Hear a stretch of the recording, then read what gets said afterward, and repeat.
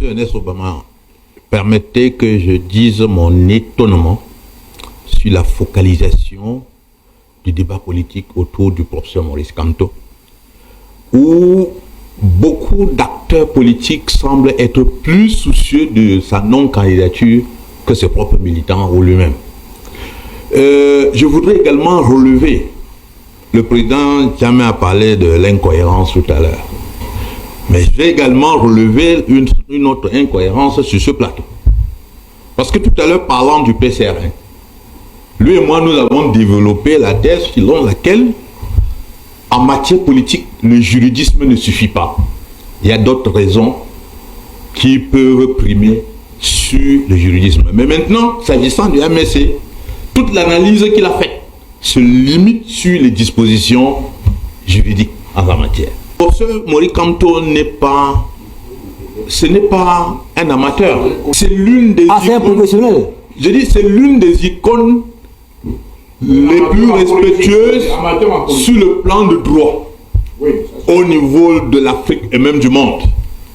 Donc s'il dit je serai candidat, le MSC aura un candidat, mais accordons-lui cet optimisme jusqu'à preuve du contraire. Parce que nous sommes sur le terrain politique, et sur le terrain politique, il n'y a pas que la loi qui parle. Il y a d'autres aspects qui peuvent être des aspects, tout comme vous dites que vous ne connaissez pas quelle est la motivation réelle du boycott prise le jour même de la clôture des dossiers de candidature. C'est tout comme vous pouvez ne même pas connaître aussi la raison qui pourra justifier que sa candidature soit validée comme ayant été investie par le MSC. Bon, moi je crois, il y a des gens qui sont là à dire ce n'est plus le FDC de mon ami le président Emilien Tangana. Et là même quand c'était sorti à la presse que le FDC allait l'investir, nous avons vu une réaction d'un turiféraire du RDPC qui allait dans les allures d'intimidation pour dire que voilà, les listes ici, c'est là les ancêtres ont fait surmonter. Et je crois que aujourd'hui c'est l'UDC. Avant même que vous ne parliez, on avait parlé, l'UDC d'ailleurs même annoncé de montant que l'UDC aurait prise. Nous sommes sur une plateforme, nous travaillons ensemble avec le MSI.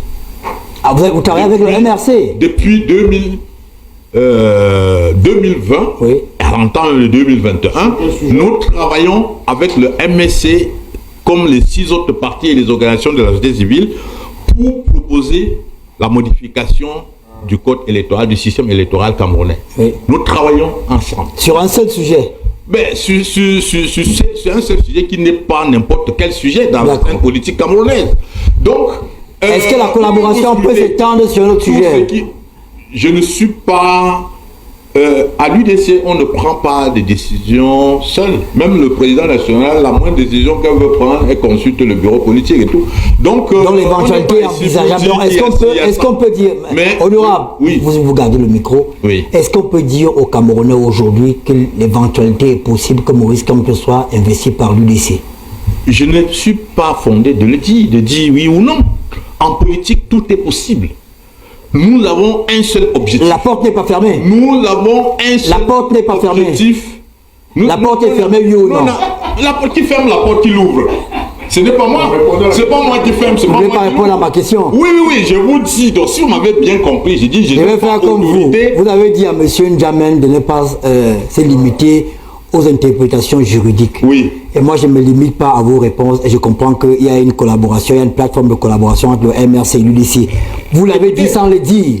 Écoutez, mais celui qui ne sait pas que nous travaillons ensemble est tout simplement soit naïf ou bien aveugle volontairement. Nous travaillons sur ce qui concerne la principale préoccupation de tout acteur politique majeur dans ce pays, à savoir déterminer les règles qui garantissent l'égalité de chance des acteurs qui seront en compétition. Est-ce que maintenant, partir de là pour autre chose, oui. Tout est possible et je vous dis la cohérence politique évoquée par Célestin N'Djamène. Oui. Vous êtes député UDC. Exactement. Vous êtes allé sur le terrain. Oui. Vous avez battu campagne. Oui. Vous avez battu le RDPC. Oui.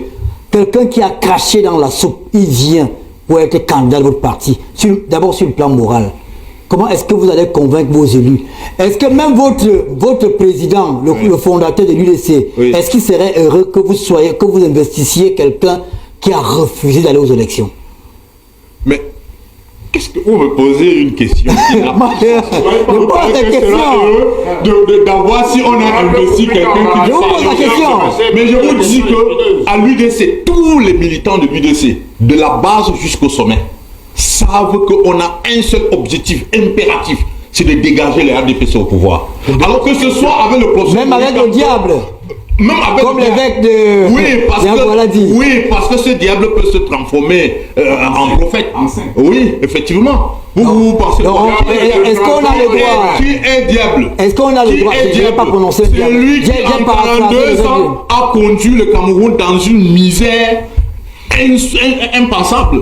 Ou bien c'est lui qui est en train d'amener le pays... Qu'est-ce qu'il faudra... Ou c'est lui comme... Vous pensez que le professeur Kamtos peut se mettre derrière un autre candidat que lui? Allez lui demander. Ce n'est pas à moi.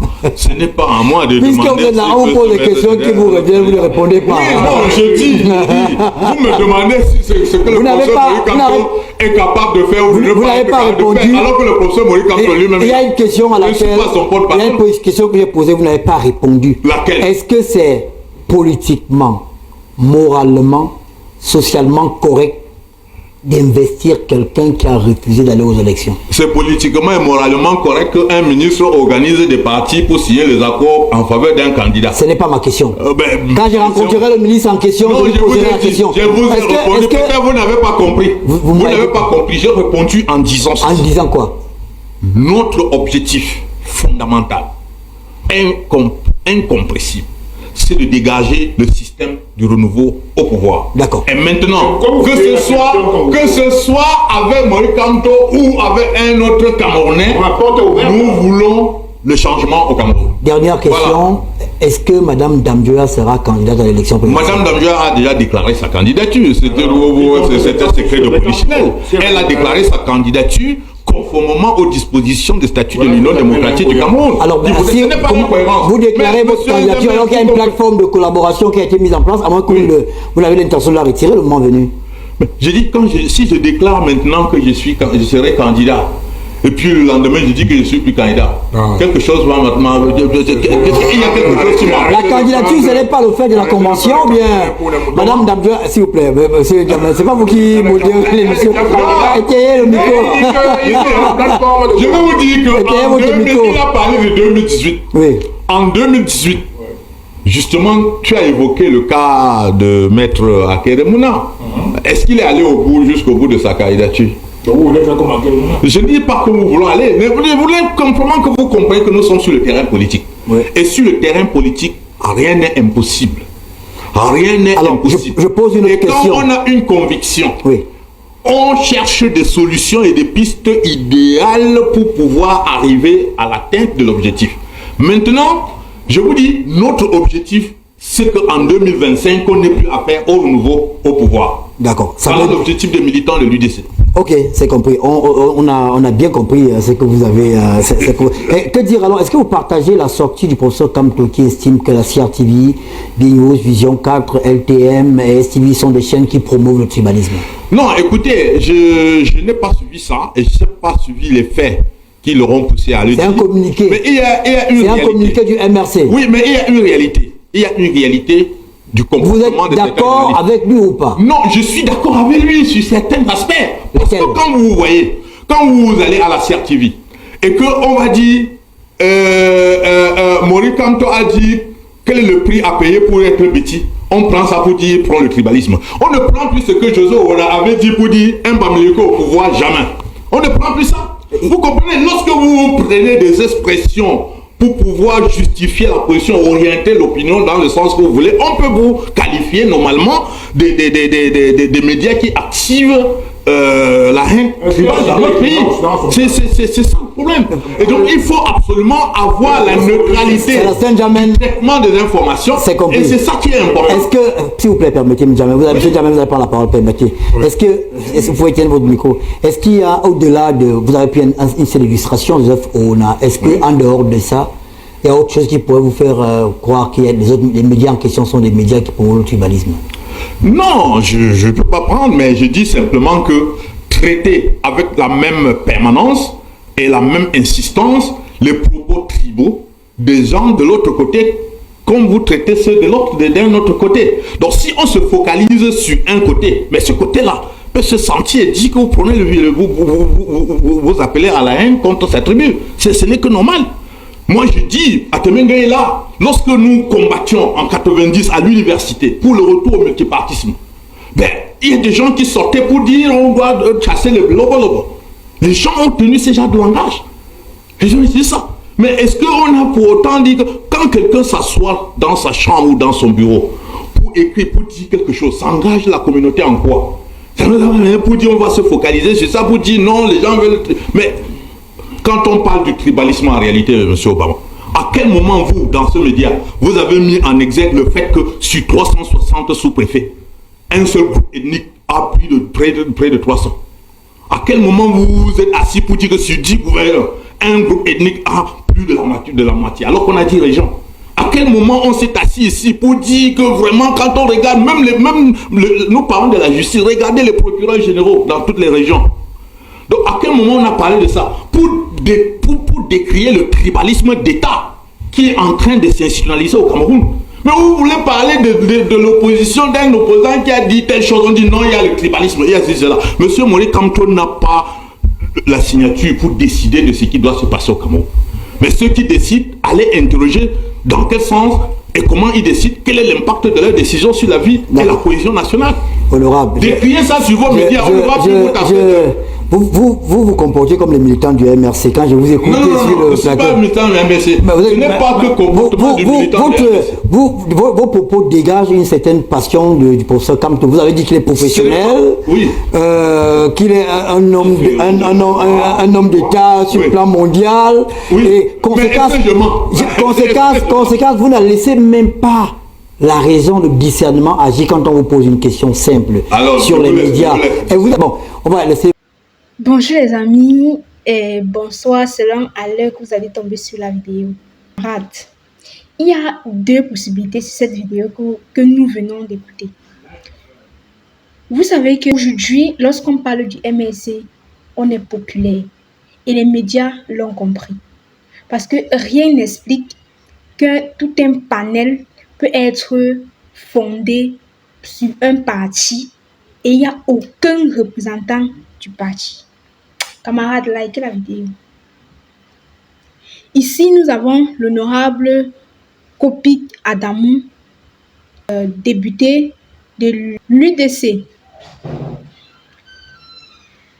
Ce sont des gens, j'ai remarqué que lorsque vous avez une idéologie contraire à celle du parti au pouvoir, on vous taxe directement d'appartenir au MRC.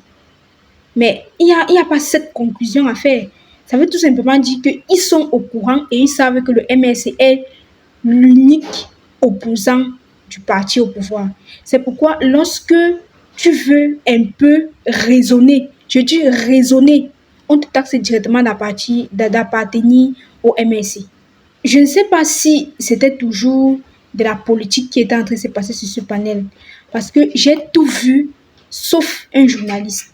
Parce que le journaliste est censé être impartial. Il peut bien appartenir à un parti politique, c'est normal, il est un citoyen, il a le droit. Mais lorsqu'il porte sa casquette de journaliste, il ne doit pas montrer à Mondovision qu'en fait, je déteste tel parti, je suis pour tel parti. Non, mais c'est justement ce que nous avons vu. C'est justement ce que nous avons vu sur ce plateau. Alors les amis, abonnez-vous massivement, like la vidéo et donne-moi ton avis en commentaire. Merci et à très bientôt.